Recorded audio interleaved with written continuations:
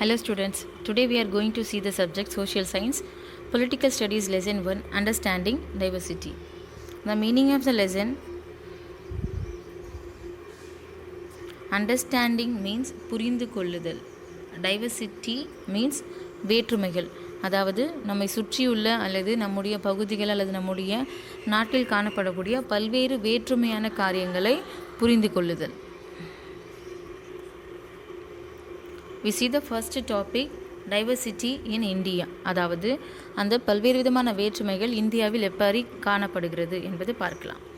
India is a country of many diversities. பல வேற்றுமைகள் இருக்கிறது. We speak different languages, have various type of food, celebrate different festivals, practice different religions. அதாவது நம்முடைய நாட்டில் பல்வேறு விதமான மொழிகள் காணப்படுகிறது. For example Tamil, English, Malayalam, Telugu, Kannada, Gujarati etcetera. பல்வேறு விதமான உணவு பழக்கங்கள் காணப்படுகின்றன. இட் இஸ் டிஃப்ரெண்ட் ஃப்ரம் ஒவ்வொரு ஸ்டேட்டுக்கும் ஒவ்வொரு விதமான உணவு முறைகள் காணப்படுகிறது. We are celebrate different festivals. ஒவ்வொரு பகுதி மக்கள் அல்லது ஒரு குறிப்பிட்ட பகுதியில் வாழக்கூடிய மக்கள் வெவ்வேறு விதமான ஃபெஸ்டிவல்ஸை செலிப்ரேட் பண்ணுறாங்க. For example Deepavali, Pongal, Bakrid, Ramzan and Christmas, new year and etcetera. Practices different religions. பல்வேறு விதமான மதங்கள் இந்தியாவில் காணப்படுகின்றன. For example Hinduism, Christianism, Buddhism, Jainism, Sikhism and etcetera. இவ்வாறாக இந்தியாவில் பல்வேறு விதமான வேற்றுமைகள் காணப்படுகிறது. There are so many diversities in our country. The next topic is how do we explain diversity? அதாவது இந்த வேற்றுமையை எப்படி விளக்குவது அல்லது புரிந்து கொள்வது. A little more than 200 years ago, long before the train, aeroplane, bus or car became a part of our lives, people travel from one part of the world to another in ships and horses or camels or on foot. அதாவது பல்வேறு ஆண்டுகளுக்கு முன்பாக நமக்கு ஒரு பகுதியிலிருந்து மற்றொரு பகுதிக்கு பயணம் செய்வதற்கு எந்த விதமான ஒரு பஸ், கார், ஏரோப்ளைன்ஸ் மாதிரியான எந்த ஒரு வசதிகளும் கிடையாது. மக்கள் கால்நடையாக நடந்து போவது அல்லது கடல் வழியாக கப்பல்கள் மூலமாக பயணிப்பது, குதிரைகள், ஒட்டகங்கள் மூலமாக பயணம் செய்தார்கள். இவ்வாறு the people move one place to another place and this place was very different to another place. அதாவது பீப்புள் இன்னொரு இடத்துக்கு மூவ் பண்ணி போகும்போது அங்கே இருக்கக்கூடிய மக்கள், அங்கே இருக்கக்கூடிய பழக்க வழக்கம், உணவு, உடை, கலாச்சாரம் எல்லாமே வெவ்வேறாக இருந்ததை கண்டார்கள். So they are searching what is a source or what is the reason the people are changing place to place. They are find out the reason. The geographical features is only the reason. அதாவது அவர்கள் வாழக்கூடிய பகுதியை பொறுத்து தான் இந்த மாதிரியான வேற்றுமைகள் காணப்படுகின்றன. For example we are settled in mountain place. மவுண்டனைஸ் பிளேஸில் இருந்தாங்க அப்படின்னா அது குளிர் பகுதியாக இருக்கும். அதற்கேற்ற உடைகள் அணிவார்கள், அதற்கேற்ற உடை காணப்படும். we are in Rajasthan. ஒருவேளை அந்த மாதிரியான வெப்பமான பகுதிகளில் சப்போஸ் we are living, அதற்கேற்ற உணவு முறை அல்லது ஒட்டகத்தில் பயணிக்கிறது, இல்லை தண்ணீர் பற்றாக்குறை காணப்படுகிறது, கோதுமை அந்த மாதிரியான உணவுகள் சாப்பிட்றது அந்த மாதிரி காணப்படும். So here the reason was the geographical features அந்த லேண்ட். அதுதான் the main reason the people are changing one place to another place. Let us try to understand what we mean. We say the historical and geographical factors influence the diversity of a region. We are compared two places. அதாவது historical and geographical factors அதான் முக்கியமான பங்கு வகிக்குது அப்படின்னு பார்க்குறோம். இதில் நம்ம இரண்டு பகுதிகளை கம்பேர் பண்ண போகிறோம். we are compare the two different parts of the country, Kerala and Ladakh. அந்த கேரளா அண்ட் லடாக் பகுதியை இந்த லெசனில் நம்ம கம்பேர் பண்ணி பார்க்க போகிறோம். You see the map. இதில் ரெட்டாக மார்க் பண்ணியிருக்கு இல்லையா, இந்த ஸ்பாட் இஸ் கால்டு லடாக். அதாவது Ladakh is present in northern part of the country. It is near to Kashmir. The next one is Kerala. You see the picture. The Kerala is present in the south most of the country. south west பார்ட்டில் இந்த கேரளா இடம் பெற்றிருக்கிறது.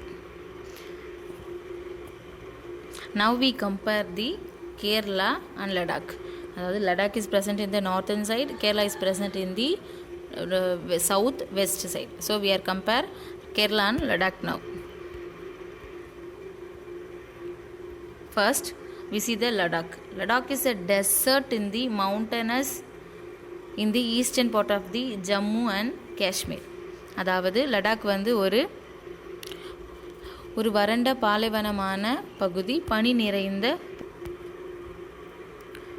See, this is a dry barren landscape of the mountainous desert of Ladakh. இப்போ லடாக் பகுதி எப்படி காணப்படும்னா, லடாக் பகுதி முழுவதுமே மலைகளாலும் பனியாலும் நிறைந்து ஒரு வறண்ட பகுதியாக காணப்படும். This is Ladakh.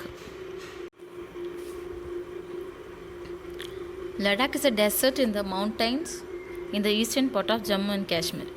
Very little agriculture is possible here since this region. அது ரொம்ப மலைப்பாங்கான ஒரு வனாந்திரமான இடமா இருக்கிறதுனால ரொம்ப குறைஞ்ச அளவில் வந்து அக்ரிகல்ச்சர் ஒர்க் வந்து நடந்துகிட்ருக்கு. does not receive any rain and it's covered in snow for a large part of the year. அதாவது வருஷம் முழுவதும் அந்த பகுதி எப்படி இருக்கும்னா ஃபுல்லாக பனி படர்ந்து இருக்கும். அதோட சம்மர் டைமில் கூட எப்படி இருக்கும் அப்படின்னா மிகவும் பனி படர்ந்து தான் இருக்கும் அப்படின்னு சொல்கிறாங்க.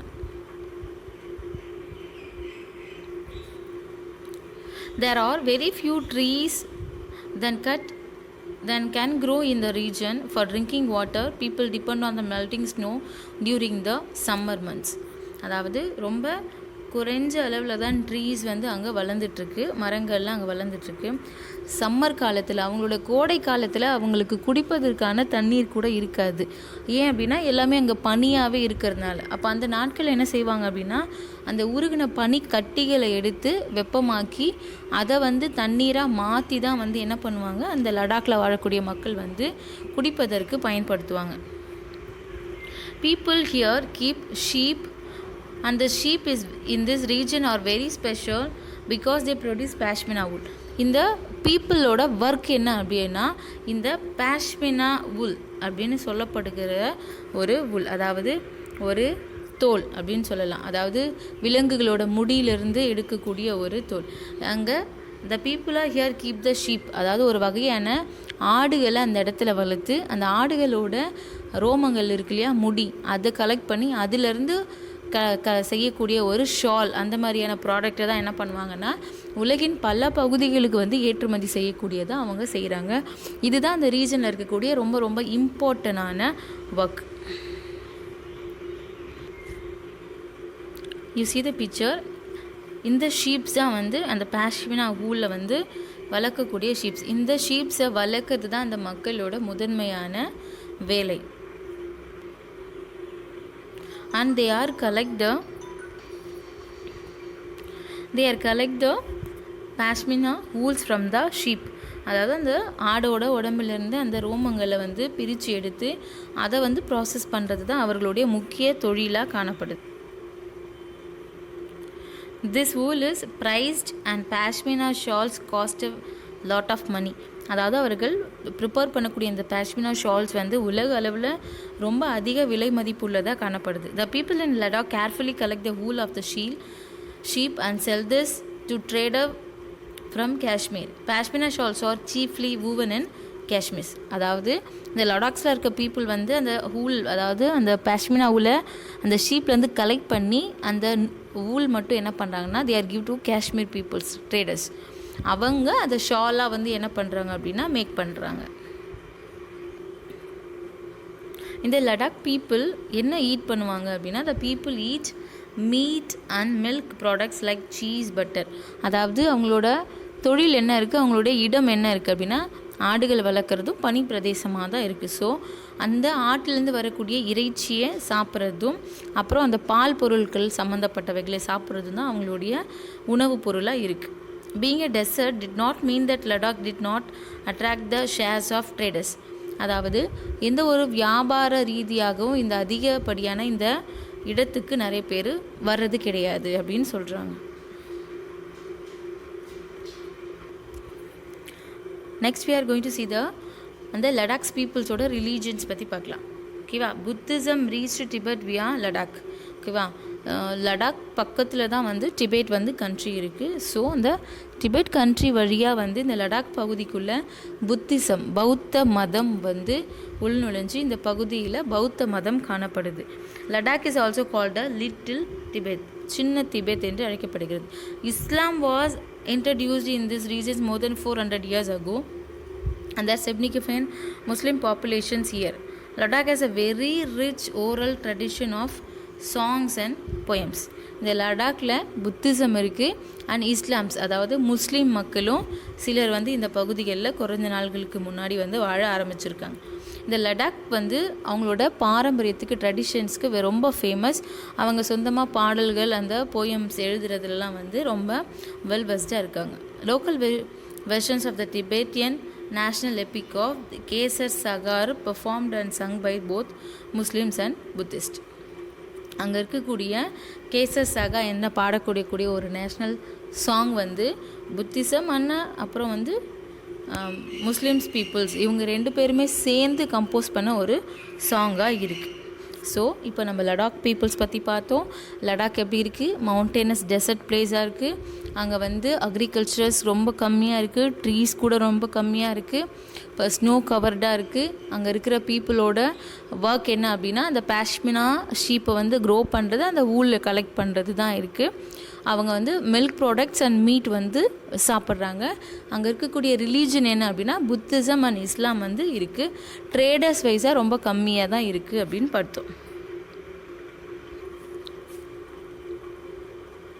Next we see the topic Kerala.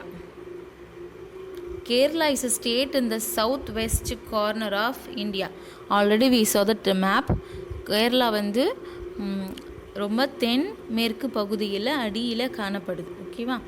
It is surrounded by the sea on one side and hills on the other.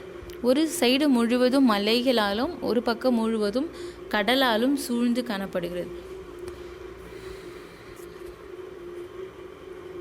You see the picture? This is Kerala. Now you see the difference between the Ladakh and Kerala. Kerala is a very greenish and agricultural state. ரொம்ப பச்சை பசேல்னு காணப்படக்கூடிய ஒரு செழுமையான பகுதி. அங்கே வந்து agricultural work வந்து ரொம்ப அதிகமாக நடைபெறுது. Here number of spices like pepper, cloves and cardamom, அதாவது மிளகு, கிராம்பு, அப்புறம் ஏலக்காய், இந்த மாதிரியான நறுமண பொருட்கள் ரொம்ப காஸ்ட்லியஸ்ட் ஸ்பைசஸ் வந்து they are grown in Kerala. So this region was attracted by the traders.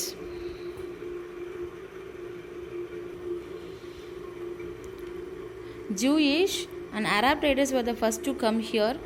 The apostle Christ St. Thomas is believed to have come here nearly that Kerala.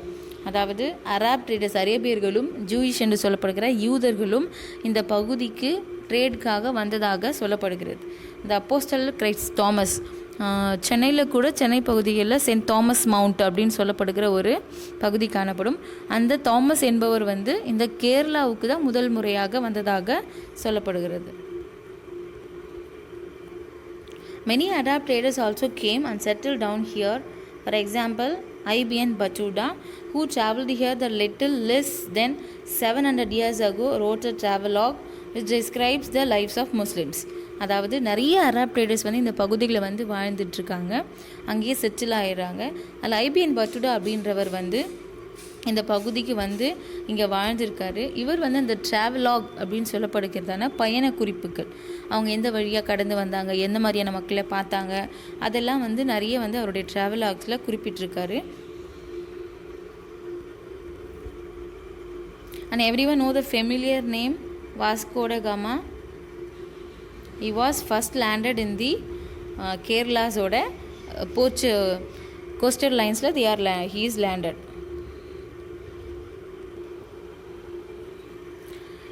Here Kerala people practice different religions such as Judaism, Islam, Christianity, Hinduism and Buddhism. Here so much of religious persons are settled in Kerala. But Ladakh la வந்து Buddhism and Islam, the two kinds of people lived in Ladakh. But in Kerala, Judaism, Islam, Christianity and Hinduism and Buddhism. The more kinds of people settled in India. The next one is very important. The fishing nets used here hook exactly like the Chinese fishing nets and are called China wala. அதாவது இங்கே பயன்படுத்தப்படுகிற இது கடல் பகுதியே இருக்கிறதுனால இங்கே பயன்படுத்தக்கூடிய ஒரு குறிப்பிட்ட ஒரு மீன் வலை வந்து சைனாவில் பயன்படுத்தக்கூடிய ஒரு அமைப்பை போலவே காணப்படுகிறது. ஸோ இட் இஸ் கால்ட் சீனா வலா. You see the picture? In this picture called China wala, அதாவது சைனீஸோட fishing nets. This also used in Kerala. Even the utensils used for frying is called China சட்டி. அதாவது இவர்கள் பயன்படுத்தக்கூடிய சில பாத்திரங்களுடைய பேர் கூட சீனா சட்டி, அதாவது சீனான்றது சைனா என்பதை குறிக்கிறது. The fertile land and climate are suited to growing rice and majority of people here eat rice, fish and vegetables. Here Kerala வந்து மிகவும் வளமான ஒரு பகுதி. அங்கே அக்ரிகல்ச்சரல் ஆக்டிவிட்டீஸ் ரொம்ப அதிகமாக நடக்குது. அங்கே அதிகமாக வளரக்கூடிய ஒரு அக்ரிகல்ச்சரல் ப்ராடக்ட் வந்து ரைஸ். அங்கே இருக்க பீப்புளோட ஃபுட் என்னவா இருந்துச்சு அப்படின்னா it is rice and fish and vegetables. Now we compare Ladakh and Kerala. Ladakh people அவங்க ஷீப்ஸ் வளர்க்குறாங்க. அதனால் அவங்களுக்கு மீட்டும் அந்த ஷீப்ஸ்லேருந்து வரக்கூடிய மில்க் சம்மந்தமான மில்க் ப்ராடக்ட்ஸும் அவங்களோட ஃபுட்டாக இருந்துச்சு. Here Kerala here have so much of spices. அந்த கேரளாவில் வந்து மலைப்பகுதிகள் இருக்குது, அப்புறம் கடல் பகுதி இருக்குது. ஸோ ஃபிஷ்ஷஸ் அவங்க இது பண்ணுறாங்க. அக்ரிகல்ச்சர் லேண்டாக இருக்கிறதுனால they are use their rice and vegetables. Now you see the difference between Ladakh and Kerala. அந்த ஜியாகிரபிக்கல் பிளேஸை பொறுத்து அந்த பீப்புளோட லைஃப் ஸ்டைல், அவங்களோட ஒர்க், அவங்களோட ஃபுட், அவங்களோட கல்ச்சர்ஸ் எல்லாமே சேஞ்ச் ஆகிறத நம்மளால் பார்க்க முடியுது. Here Kerala the people are celebrating Onam festival is very famous. The boat race is an important part of the Onam festival celebrated in Kerala. இந்த போட் ரேசஸ் வந்து ஓணம் பண்டிகை அப்போ மக்கள் அதிக அளவில் ஒரு செய்யக்கூடிய ஒரு விளையாட்டாக காணப்படுது. Now we see the topic unity in diversity. Unity means ஒற்றுமை, diversity என்பது வேற்றுமை. அதாவது we are in our country we have so much of diversities but we are all together, so we are called the Indians. அதாவது நமக்குள்ளாக நிறைய வேற்றுமைகள் இருக்குது. பேசக்கூடிய லாங்குவேஜஸ், அணியக்கூடிய ட்ரெஸ்ஸஸ், சாப்பிடக்கூடிய உணவுகள், அவங்களுடைய கலாச்சாரங்கள், பண்பாடு, அவங்க பேசக்கூடிய விதம், இது எல்லாமே வேறுபட்டு இருந்தாலும் கூட we are called Indians. அந்த வேற்றுமைக்குள்ளாக ஒரு ஒற்றுமை இருக்குது. இன் அவர் ஸ்பெஷாலிட்டி, நம்மளுடைய கண்ட்ரியில் இருக்கக்கூடிய வெரி ஸ்பெஷல் என்ன அப்படின்னா இந்த unity in diversity. But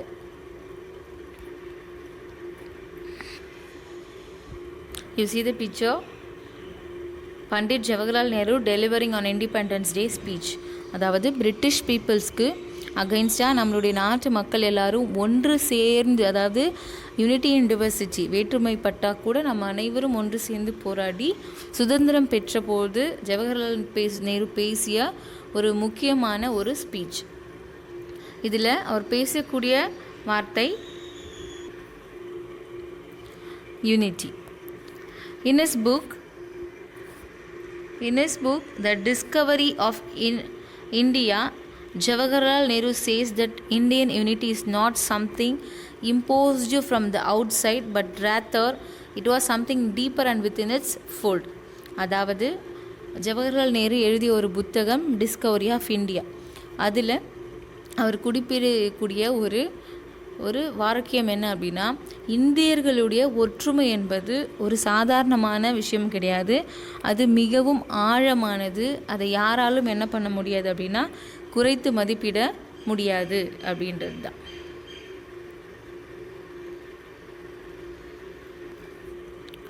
So students, we have so much of diversities in our country, in our state, in our district, or in our school, classrooms, or anywhere and everything. But we are all are say unity in diversity. வேற்றுமையில் ஒற்றுமையாக இருப்பது தான் இந்தியர்களோட பலம். So we see the next lesson in the next video. Thank you.